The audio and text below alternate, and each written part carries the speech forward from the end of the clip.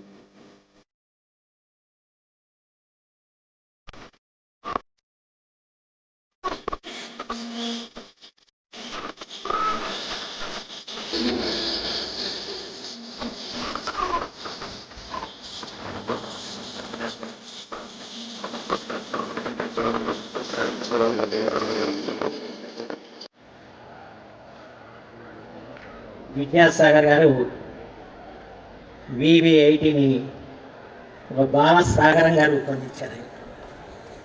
ఇది ఒక బాలల సముద్రాన్ని చూసినట్టుంది, ఒక బాల లోకంలో వేరుస్తున్నట్టుంది, బాల ప్రపంచానికి వచ్చినట్టుంది. నిజంగా ఇవాళ మన విద్యా విధానంలో పిల్లల్లో ఉన్న సృజనాత్మక శక్తులు వెలికి తీసే విధంగా లేని పరిస్థితి ఉంది. అలాంటి స్థితిలో ఇవాళ ఈ ప్రపంచ తెలుగు బాలల పండుగ ద్వారా, ఈ బాలోత్సవ ద్వారా మన బాలబాలికల్లో నిగూఢంగా ఉన్న సృజనాత్మక శక్తుల్ని వెలికి తీసే ప్రయత్నం చేపట్టినందుకు వీవీఐటీని నేను హృదయపూర్వకంగా అభినందిస్తున్నాను. ఈ బాలోత్సవాల్ని కొత్తగూడెం క్లబ్ తరఫున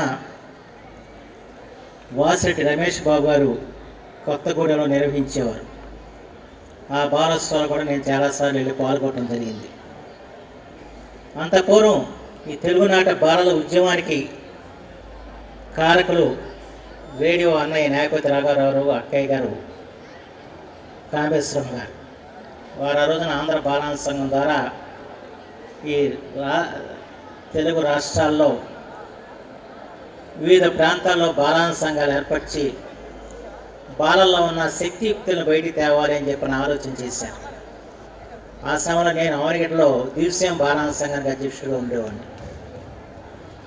ఇలాంటి పోటీలు పెట్టి పిల్లల్లో ఉన్న శక్తులు, సృజనాత్మక శక్తులు ఏవైతే ఉన్నాయో వాటిని మనం వెలికి తీయాలి, మనం ప్రోత్సహించాలని చెప్పే లక్ష్యంతో ఆ రోజున బాలల ఉద్యమం మహత్తరంగా సాగింది. ఆ తర్వాత మా నాన్నగారు విద్యామంత్రి అయిన తర్వాత దాన్ని ప్రభుత్వం తరఫున చేపట్టి అఖిల భారత స్థాయిలో ఈ రకంగా బాలల మహాసభలు నిర్వహించడం, పోటీలు పెట్టడం జరిగింది. కానీ తదనంతర కాలంలో మళ్ళా ఆ ప్రయత్నాలన్నీ కూడా కనుమరుగైనప్పుడు మళ్ళా దానికి ఊపిరి పోల్చిన వ్యక్తి వాసిరెడ్డి రమేష్ బాబు గారు కొత్తగూడెం బాలోత్సవం ద్వారా. కొన్ని కారణాలతో ఆ బాలోత్సవం అక్కడ ఆగిపోయిన తర్వాత దాన్ని అందిపుచ్చుకొని ఇవాళ మనందరినీ కూడా ఇవాళ చేర్చిన వ్యక్తి మన విద్యాసాగర్ గారు. ఇది నిజంగా తెలుగు జాతి చరిత్రలోనే ఇది ఒక మహత్తరమైన కార్యక్రమం చెప్పి నేనైతే భావిస్తాను. ఎందుకంటే నేటి బాలలే రేపటి పౌరులు అని చెప్పి అంటారు. కానీ బాలల్లో ఎంతమందికిలో ఎన్నో ప్రతిభలు ఉంటాయి. ఆ ప్రతిభలన్నీ కూడా నిగూఢంగా ఉంటాయి. వాటిని వెలికి తీయాలంటే ఇలాంటి ప్రతిభా పాఠ పోటీలు నిర్వహించాలి. వీటి ద్వారా రాబోయే రోజుల్లో వివిధ రంగాల్లో మన విశ్వవిఖ్యాతి చెందే వారందరూ కూడా ఈ వేదిక ముందున్నారని చెప్పి నేను భావిస్తున్నాను. ఎందుకంటే ఆ రోజున మా నాన్నగారు రాష్ట్ర స్థాయిలో జరిపిన కార్యక్రమాల్లో ప్రథమ బహుమతి పొందిన వాళ్ళు ఇవాళ ఐఏఎస్ ఆఫీసర్లుగా ఉన్నారు. ఐపీఎస్ ఆఫీసర్లు అయ్యారు, ఇంకా వివిధ రంగాల్లో ఇవాళ గొప్ప వాళ్ళు అయ్యారు. ఎందుకంటే అప్పుడు మనం వాళ్ళని గుర్తించాలి, వాళ్ళని ప్రోత్సహించాలి.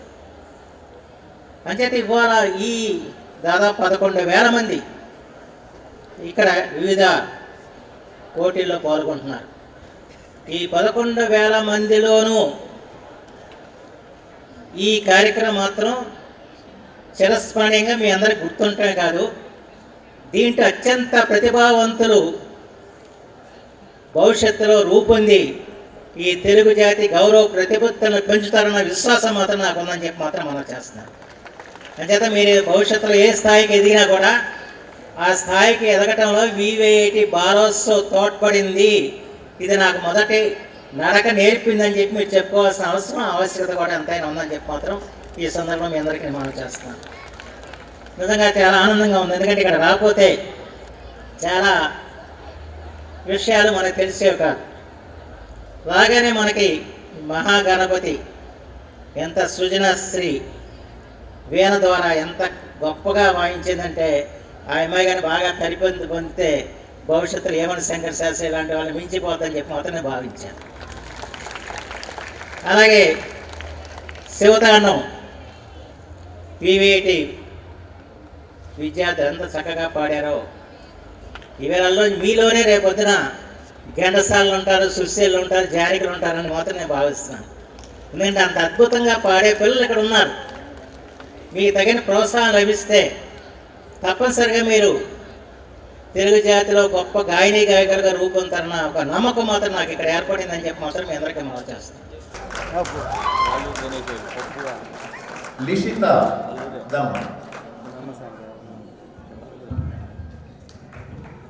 ఈ వెస్ట్ బెరీ స్కూల్ తెనాల్లో మేము కట్టింది. Thank you.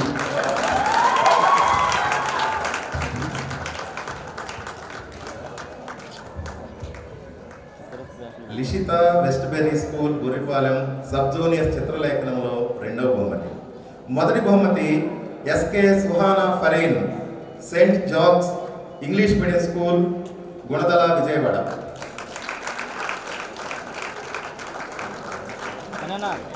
Saint John's School Gunadala Vijayawada Shaik Suhana Farheen sub junior చిత్రలేఖనంలో మొదటి బహుమతి.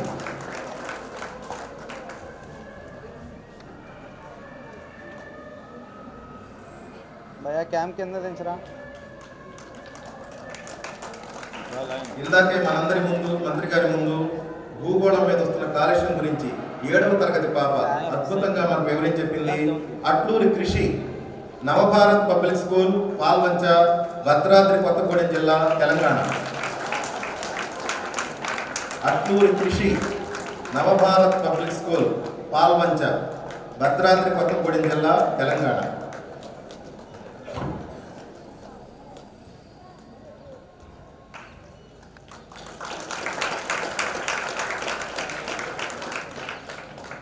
మాతో ఇంతసేపు గడిపి మనందరికీ మంచి మాటలు చెప్పిన మంత్రి గారికి వివిఐటి తరఫున మరీ ధన్యవాదాలు చెప్తూ సెలవు.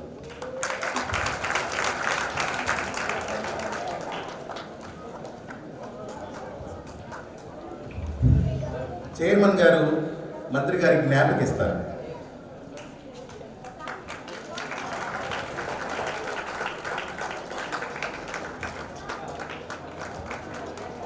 మీరు మళ్ళీ వచ్చే సంవత్సరం వస్తారు, పై సంవత్సరం వస్తారు. గుంటూరు మన రాష్ట్రం ఎట్లా మారుతుందో మీరు చూస్తారు మీరు సారథ్యంలో.